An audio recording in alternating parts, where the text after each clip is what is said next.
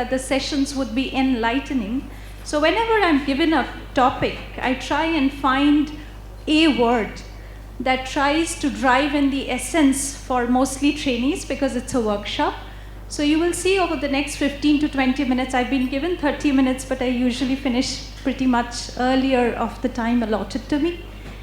And you would see that we would kind of behave like a whale. We would take deep dives into technicalities of tomotherapy. We would resurface as a clinician and share our experiences, most of which is unpublished, because like I mentioned, we are just about 5 years into clinical service in the eastern part of this country. And with that little introduction, I'll begin. And like I mentioned, that I keep hunting for a word that kind of describes the essence for the session that's going to proceed. With craniospinal irradiation for primary CNS lymphoma, primary CNS tumors, or for other clinical conditions that need craniospinal irradiation, us clinicians, we keep hunting for that holy grail of balance between tumor control, between growth retardations in these potentially curative treatments, and the fact that most of these treatments are delivered to patients who are young, who are pediatrics, who are pediatric population. So I largely do pediatric radiation oncology, looking after CNS and hematolymphoid in my hospital.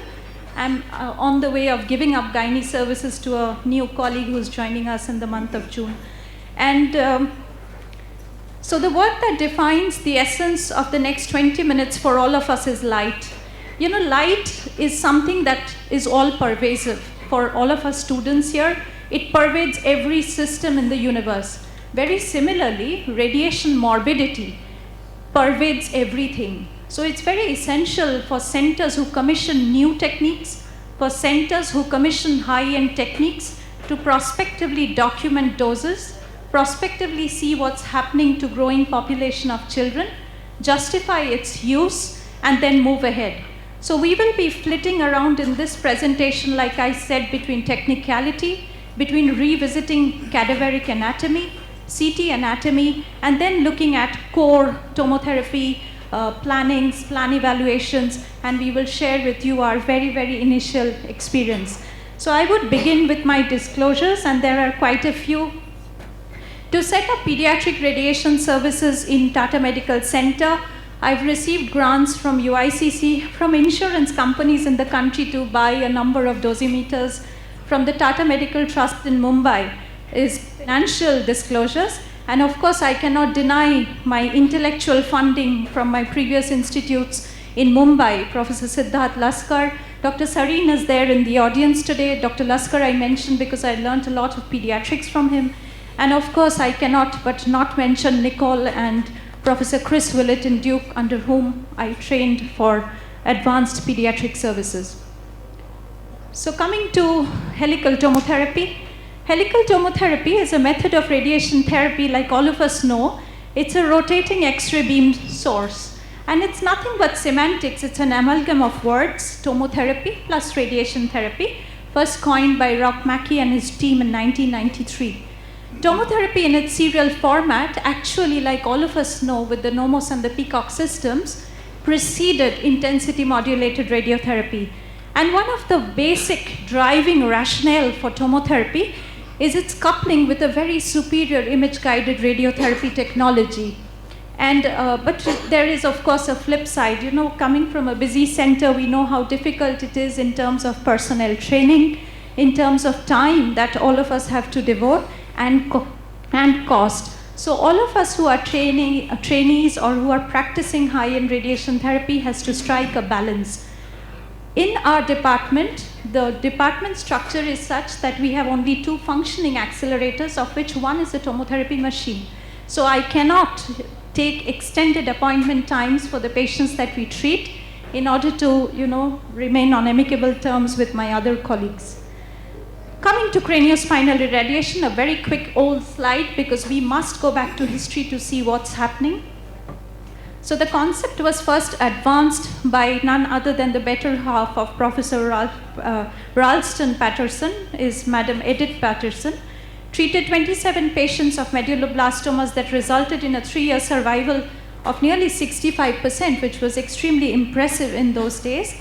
And it was first reported in Acta Radiologica in 1953. So CSI is nothing new. Like Professor Bradford was mentioning, that proton therapy is nothing new, CSI is nothing new. You see in the diagram below, there are shielding blocks placed on a prone child, and all tomotherapy planning philosophy takes cue from standard 3D conformal radiation therapy. We have the flexibility of placing blocks, placing unidirectional or bidirectional blocks. So it's just that you have to get the older and the newer philosophies in tandem. The target. The intent is to deliver a tumoricidal dose to the primary tumor and any tumor cells that circulate in the CSF. The volume of irradiation thus includes the entire brain with its meningeal coverings, with its cisternal spaces, and of course the flowing CSF, the spinal cord and the leptomeninges, the lower border of the thecal sac, and the tumor bed as a boost. So how do we go about? You will see that this presentation is designed as a daily clinic so that we know which are the patients that we choose, how do we go about with the children or the young adults that come to us. And that's why I mentioned that most of these CSIs are indicated for the younger children. In our department, the threshold for sedating or getting children anesthetized for treatment is very low. So if a child fails a social intervention for standard positioning and is scared, we simply sedate children because we believe it's important that we unnecessarily do not increase PTV margins to take into account that the kid will move. So our threshold for sedating these children is very low. And I would encourage centers who practice a lot of pediatric radiation oncology to invest into equipment that is MR and CT compatible, the anesthesia equipments, because all of our patients would undergo registrations for CSI with multimodality images that you would see. So we do CT simulation as is advised in all textbook and publications that you see. The children are in supine position. That's the most comfortable position for anybody using contrast. We use about 1 ml per kg of body weight in these children. So we make custom-made thermoplastic masks and vacuum bags only when needed. Most of these children are capable of lying still, and about say 30% of our children are immobilized with bags.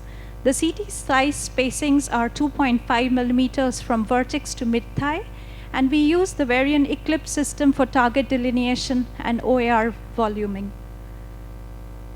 So this is just a pictorial representation to see that the kid needs to be comfortable. So we most often complete all painful procedures under anesthesia at the same go. Measurements taken, like I mentioned, it's a very practical presentation this morning for CSI on Tomo. Due measurements taken or fits made, dressings done, and that's a comfortable kid on our tomotherapy couch. So this kid had something that's not medullar for CSI, but had an ATRT, which is again a very aggressive tumor, and I'll come to our departmental data later on. We go back to visiting, or rather revisiting, cadaveric anatomy. What we see in guidelines across the world are how to contour, how to volume, and all of us really believe that the essence in voluming either normal structures or pathways in which tumors spread comes only from cadaveric anatomy. And therefore, in our department, we have a number of anatomy sessions that address basic things, and I would encourage all of us to revisit anatomy, because cadaveric anatomy, when seen on CT axial imaging, may not always, we may not always be used to how we see them on imaging. So these are just, this is from an older publication that largely localizes the floors of the anterior, middle, and the posterior cranial fossa, and of course a marker in the cribriform plate. Because as we know that when we do CSI, most of failures have been reported either in the cribriform plate or in the tumor bed. That's another set of very, very basic diagrammatic and radiologic representations of how, with standard portals, there are possibilities of having cribriform plate failures.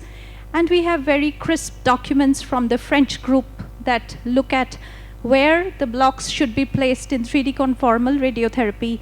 And the recommendations are 0.5 centimeter below the orbital roof, 1 centimeter below and 1 centimeter in front of the lowermost portion of the temporal fossa, and of course a centimeter away from the extreme edges of the calvaria. The last point is largely not applicable for imaging or planning systems like tomotherapy, and I'll come to that later. But that's how all of us will look at things from now on. Very few of us would use fluoroscopy simulators, and everything, believe me, is CT based. So it's important that we adequately cover. I should have actually blown up the sagittals to see how lower the cribriform plate lies. And for our brain contours, we usually use a PTV margin of 7 millimeter isotropic, sounds higher, but I'll come to it later in our departmental data as to why we use that PTV margin. So please don't edit PTV margins. Please use what is very safe for your scenario, and it's important for all of us to audit, go back, correct ourselves, and offer the best that we have to for patients with curable cancers. Again, something that most often we miss, or we should not miss. So this is just to re-emphasize to all of us here in the audience that anatomies of the subarachnoid space are important whenever we are voluming patients for craniospinal irradiation in our practice, or for whatever reasons. And you will notice from the little cartoon on the right-hand side of the screen that the subarachnoid space goes right up to the dorsal spinal ganglion, and it's important that that gets included in the CTV. A margin beyond that, the blue in the CT axial that you see on the right-hand side, we use a 9 millimeter lateral margin, again based on margins that are generated in our department. But apart from that, we also contour out the vertebral column for these children and young adults, because we know that apart from intrauterine fusion of growth areas in the vertebral body, the vertebra grows and there is a pubertal ossification also, so that is respected to deliver uniform dose. Apart from that, it is important whether I am really covering or missing the cribriform plate. So towards the end of treatment, you see the kid with ATRT also has grade 2 skin reactions way below between the eyebrows, which means that the cribriform there is covered. And ever since the beginning of the department, we have kept a prospective image registry called Delante, which in Spanish means to be ahead, that looks at dose effect logs of acute normal tissue effects in children as a primary endpoint, and we look at secondary endpoints maybe 15 years down the line as second cancers. And this image is from that prospective registry. So again, coming back to neuroanatomy, it's important to document where the thecal sac ends.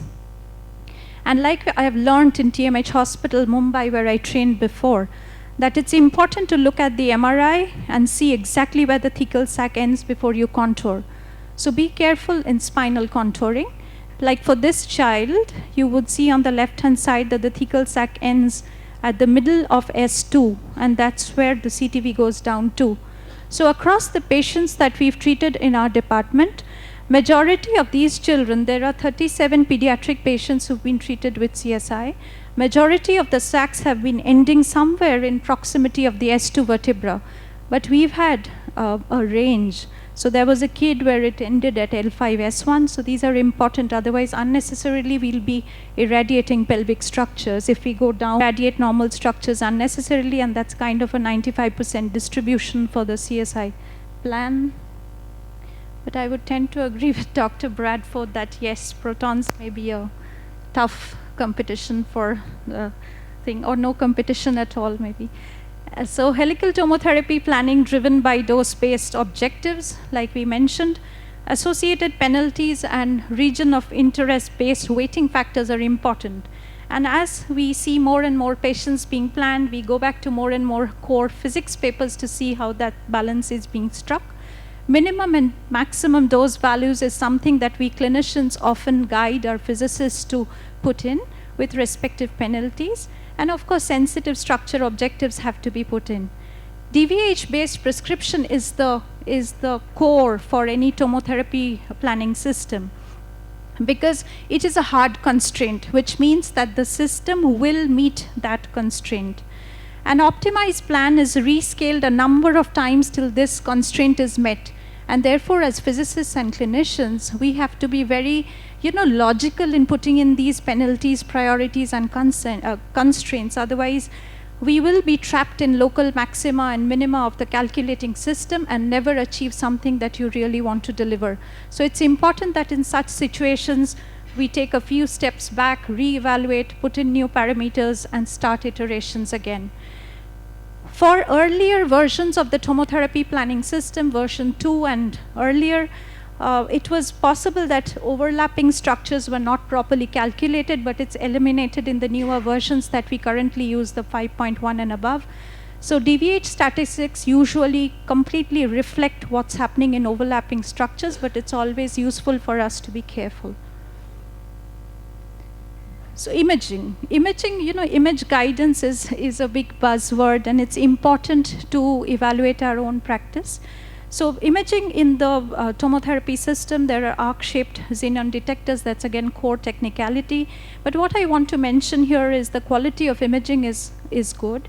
And the photon interacts with tungsten septi in these imaging detectors and reduces noise and prevents detector crosstalk. So that's important. So we thought that for the first 50 patients, at least we would do daily sectional scans to see what's happening before we reduce the frequency of imaging. And we usually scan at 3 levels at standard scanning modes: cranial, mid-spine, and lower spine. So across 37 patients in our hospital, we looked at our PTV margins, and we found that the lateral is not a good bet. Being tight on the laterals is not a very good bet. So you would see that our PTV margins are quite generous. We use 7 millimeter isotropic for the brain and 9 millimeter for the lateral spine. But anything for a spinal correction, so we scan everything first, feed the values on a dynamic Excel to calculate the average displacement. And then if anything exceeds 9, we really try and strike a balance as to whether you want to make that correction or not.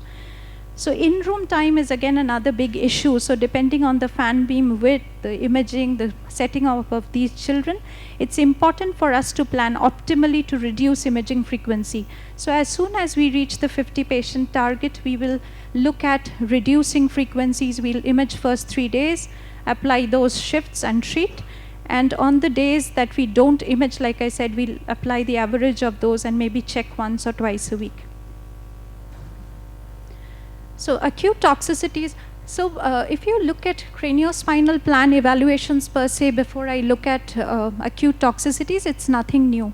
Whatever we've learned as principles of radiation oncology are applicable to tomotherapy dose evaluations. And it's just that we have to be wary of low dose constraints to certain organs, and I'll come to it later.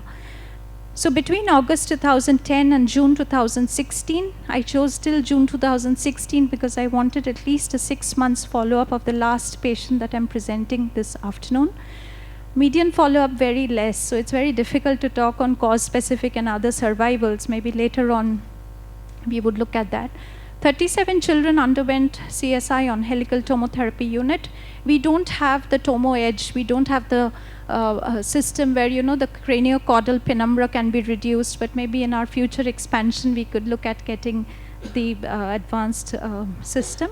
So 27 children of medulloblastoma, pinealoblastoma, and relapsed ALL. Only 3, we have a busy transplant unit, so post-transplant CNS salvage becomes an issue at times. ATRT, only 2 patients, and mixed germ cell tumor 2. So these numbers, Dr. Sareen is there in the audience today, are very less, but I can't help it. That's what that comes to our department. So like compared to TMH Hospital Bombay, this is only a drop, but we decided to maintain all data meticulously. So looking at our toxicities, the grade of toxicity that I mentioned here is mostly grade 2. We've had grade 3 leukopenias and thrombocytopenias in certain children, but we don't stop CSI. What we do is we move on to the posterior fossa or the cranial boost. And once the counts recover, we start the CSI again so that there is no break for the tumor-bearing area.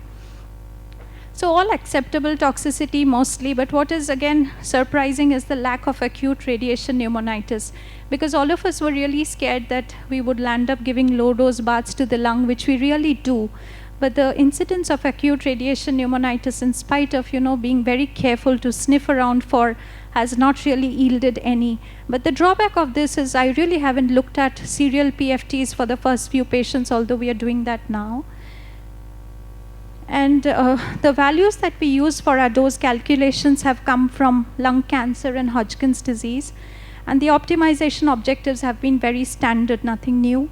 And we made no attempt to optimize or limit V10s and V15s, because then we would not be able to meet other criteria.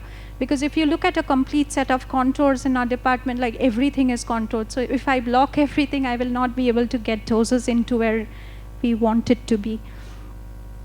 So with acute toxicities with emphasis on lung doses, our V30s have more or less been in tandem with what is published in world literature, largely from the University of Arkansas Little Rock, Pena-Garciano. But our V10 values have been a bit higher by about 6%. The most robust publication comes in 2009 from Little Rock, Arkansas. And we've been trying to look at it, but they had 18 patients, and let's see how it evolves. But so we haven't done serial PFTs, that's a disadvantage. We are delivering small doses to large volumes, and although it is not causing radiation pneumonitis, but we do worry about late cancers, and therefore all these patients are on the prospective registry to see what's happening. And ultimate thresholds for pediatric lung low dose remains to be investigated. So the dose volume parameters that we adopted from lung cancer and Hodgkin's disease have been very safe, is what I wish to convey. And it might over-predict the risk of acute radiation pneumonitis in this group, because the parameters we used caused about grade 2 pneumonitis in patients with lung and Hodgkin's disease. So a very summary slide that tomotherapy is not a technique. Craniospinal irradiation in tomotherapy is a process. So one has to understand the process. And this kind of summarizes everything. We are looking at children or young adults. We are looking at tumors in eloquent areas.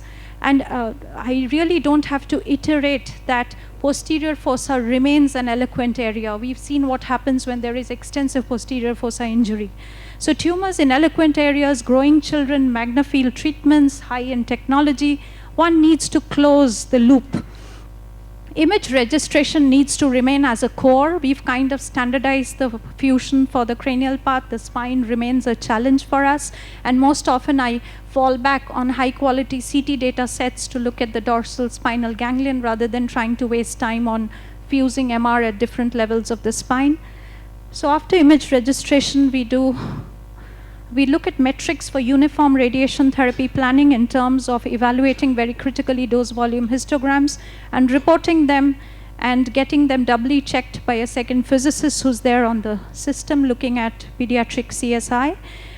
Try and adapt to events and risk, largely looking at hippocampal sparing when it's indicated or where it is possible.